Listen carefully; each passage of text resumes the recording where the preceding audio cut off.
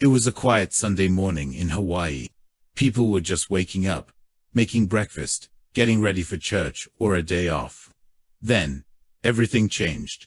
At 7:55 a.m., the first bombs fell on Pearl Harbor. In an instant, smoke filled the sky. Explosions shook the ground. American battleships were burning. Sailors ran for cover. Chaos took over. In just under 2 hours, more than 2,400 Americans were killed. 8 battleships were damaged or sunk. Hundreds of planes destroyed. The United States had just been attacked without warning. The next day, President Franklin D. Roosevelt called it a date which will live in infamy. America, once hesitant to join the war, now had no choice. But the question is, was Pearl Harbor the beginning?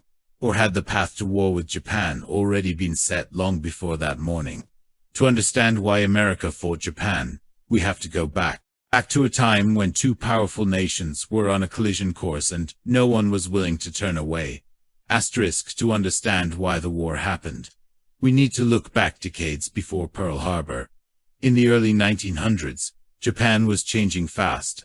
It had gone from a closed-off island nation to a rising empire.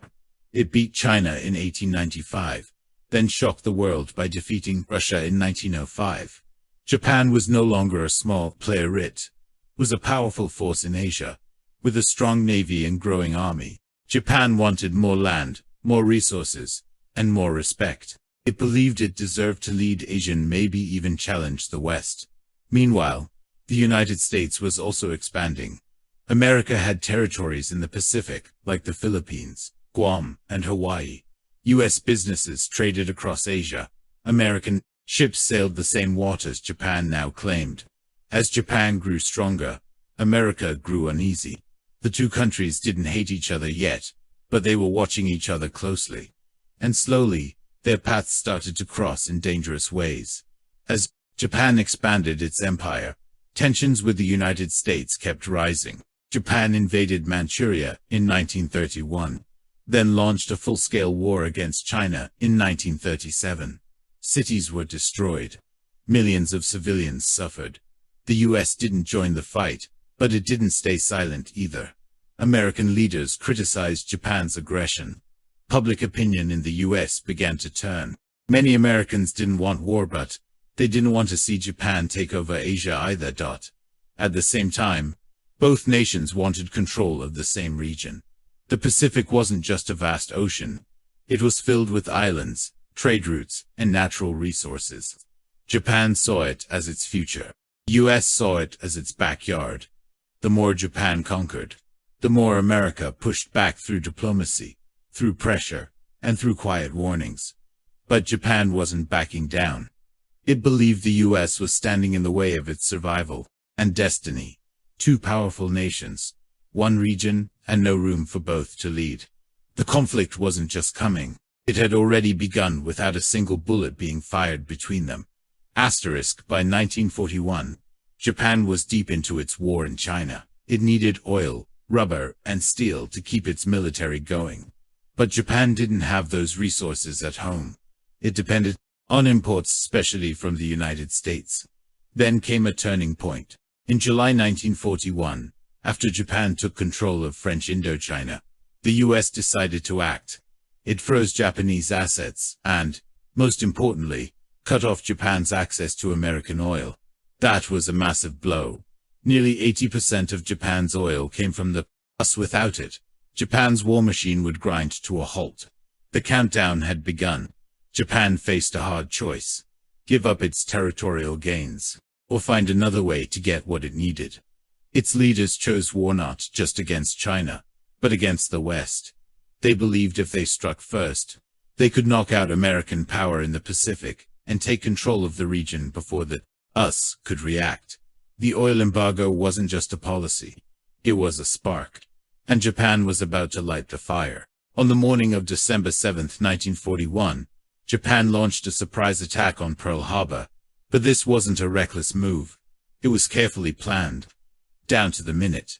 Japan's goal was clear: destroy America's Pacific Fleet before it could fight back. If the U.S. Navy was crippled, Japan could move freely across the Pacific, seizing islands. claiming resources, and building its empire. Over 350 Japanese aircraft took part in the attack. Battleships were sunk, airfields were bombed. American forces were caught completely off guard, but while the damage was severe, the attack didn't achieve everything Japan had hoped. Aircraft carriers, America's most powerful naval weapon, weren't in the harbor that day. They survived, and America's industrial power was untouched back on the mainland. Still, the message was clear. Japan wasn't waiting. It had made the first move, hoping to shock America into silence. Instead, it woke a sleeping giant. The day after Pearl Harbor, President Franklin D. Roosevelt stood before Congress and spoke 9 words that would echo through history, a date which will live in infamy. Congress voted almost unanimously for war. The United States was officially in World War II. For years, America had tried to stay out of the conflict in Europe and Asia. The country was still recovering from the Great Depression. Many people believed foreign wars weren't America's problem, but Pearl Harbor changed everything. Shock turned into anger. Fear turned into determination. Millions of Americans were ready to fight. Thousands volunteered for the military. War production ramped up almost overnight. Factories built planes, tanks, and ships around the clock. The United States transformed into a wartime machine, fueled by purpose and power. This wasn't just about revenge. It was about survival. About stopping a threat before it could grow even larger. The Pacific was now a battlefield, and America was all in. On the surface, the war between America and Japan looked like a reaction to Pearl Harbor, but the truth runs deeper. This was more than just a military conflict. It was a clash of 2 worldviews.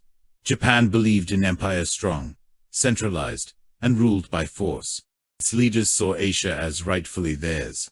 They called it the Greater East Asia Co-Prosperity Sphere, but in reality, it was domination under a different name, America. On the other hand, believed in open markets, democracy, and influence. Through trade and diplomacy, the U.S. wasn't perfect, but it saw Japan's expansion as a threat to global balance and its own power in the Pacific. The war became a battle over who would shape the future of Asia and the world. Would it be ruled by military empires, or by nations that claimed to support freedom and cooperation? Neither side was willing to step back. Both believed they were fighting for survival, for their way of life, for their future.